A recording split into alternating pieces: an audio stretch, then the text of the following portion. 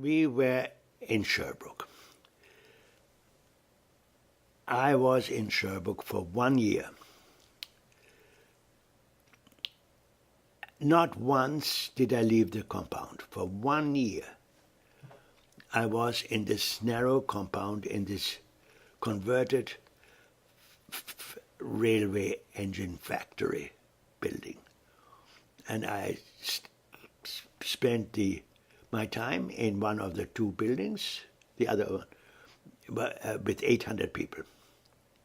We slept on double deck beds.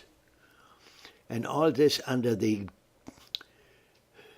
benign and rather noisy leadership of the sergeant major, whose name was McIntosh, who dealt with used cars. He was a used car dealer, I think in Sherbrooke. He was a terrific character, out of fiction. First of all, he's being Scottish, he hated the British. He couldn't understand the war. We had to tell him that this was an important war to fight.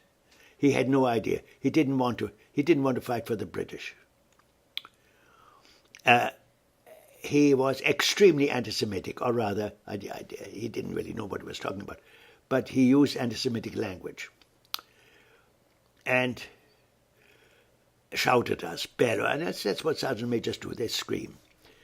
And on one occasion, he was particularly anti-Semitic, and one of our boys said to him, "What do you have against the Jews? After all, there are a lot of very bright people. For example, Einstein was a Jew." And the sergeant major said, Einstein, which group is he in?" We were divided into groups. So that was it. Anyway, never mind the sergeant major. We were there for a year. And the important thing to realize is it was open-ended. We did not know when we were there for the duration. It depended how long the war would last. The idea that we could get out in Canada never occurred to it. It was out of the question, never discussed, was not part of the question. Was going back to England, which was a possibility, or somehow or other getting to the United States. And, however, this was a time then it still looked very, very likely that the Germans would win the war. This is very hard for us now to remember the horror of this. The war went so badly for the Allies and so well for the Nazis. In June 1941, the Germans attacked Russia. And there were some of us, communists mainly, who said, this is the beginning of the end. Hitler will never, never, never conquer Russia. And he will suffer the same fate as Napoleon. But it didn't seem to be very convincing to us.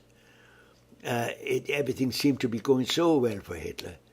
And so it is very hard for me now even to think back and feel what I then felt. Not I, said everybody. The extreme pessimism, kind of the future entirely blank, and we had to make the best we could to live in the present. And we, of course, organized schools and universities. The camp school, we then got the permission. The contact was established with McGill, and our young people we were all young, but the youngest managed to have to study for matric at McGill, and they were shepherded in buses, heavily guarded, to McGill to write exams, and they came back and did this. McGill behaved extremely well, and also helped with books and writing materials and learning materials, and all this. And then gradually, contact was made with the organizations, with Catholic, Jewish, and other Quakers. And it became known gradually in Canada that these camps existed. There were two or three camps with refugees. And towards the end of 1941, the Canadian military, after we had been there for about a year, began to understand that there was a special category of refugees who were victims of Nazi oppression. This was the phrase used, victims of Nazi oppression. So our camp, together with two other camps, was called refugee camps. And gradually, things loosened up. A man had come from England, Alex Patterson, who interviewed some of those of us who wanted to go back to England. For me, this was a serious dilemma, because I had lived in England for 5 years. I kind of felt English. I had always hoped to continue life in England, become a lawyer in England. I studied law, although they seemed to be very, very distant. My mother was still in England. But I had a brother and a sister who by then were in the United States, and there was always talk about us getting into the United States in some form. And the organizations, the Canadian Jewish Congress and others, made contact with American authorities to make this possible. This seemed to be a possibility at one time. Maybe via Cuba, there was a Cuban scheme, an immigration scheme. In the end, none of this worked, because the United States, in spite of great efforts, no doubt, by well-meaning Jewish organizations, the veterans organizations were still the Depression was still continuing. This was 1941. The immigration laws were very strict. We didn't fit into any of the existing. The answer was no. We could not get into the United States properly. And so that collapsed. Towards the end of 1940, suddenly, for who knows why, some pressure there were 2 or 3 newspapers that wrote editorials about us. And there must have been some division within the cabinet, in the Mackenzie King government. They must have become aware of us. Anyhow, it suddenly became possible that we could get out in Canada. This was the first time. It's amazing how long it took that there was some talk about this. And there were 1 or 2 newspapers. Saturday Night, for example, the weekly Saturday Night, wrote a few things about us. And then some Montreal newspapers, the Montreal Star, sent people to interview some of us. Got permission. And it became possible. The government said if it could be organized through the organizations, that we could find people who would take over the financial responsibility, sponsorship, we could get out. And there was also a scheme that some of us could work in factories. For example, there was one factory in Lachine where we could work in some form, in some war-related business. And all this became... And my mother in London, that was during the Blitz, after the Blitz, it was anyhow very difficult for her, made contact with some people, relatives, and letters were written. Contact was made with the Burke's family, the jeweler. This had something to do with my own family background, because I was the grandson of a jeweler in Frankfurt, and jewelers of the world united.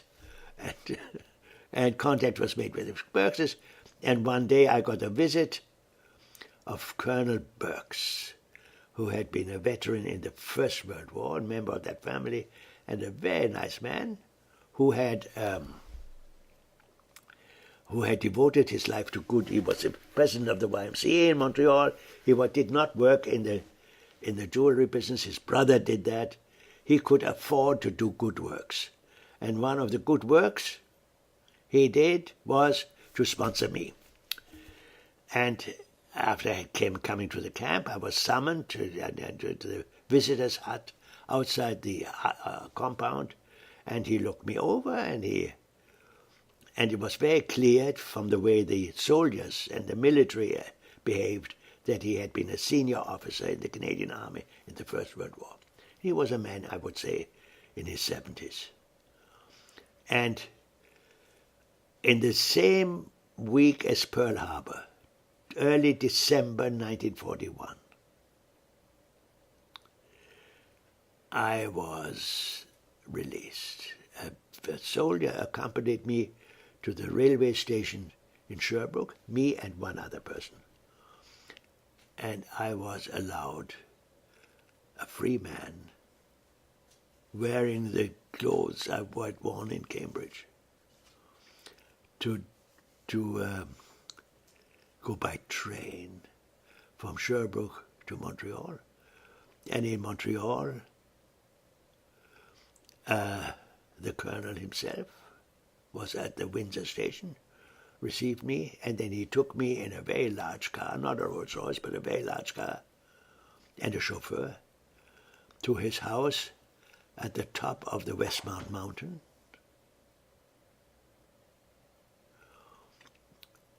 Amazing. In the morning, I had been in with 800 people in the Sherbrooke camp, and the evening,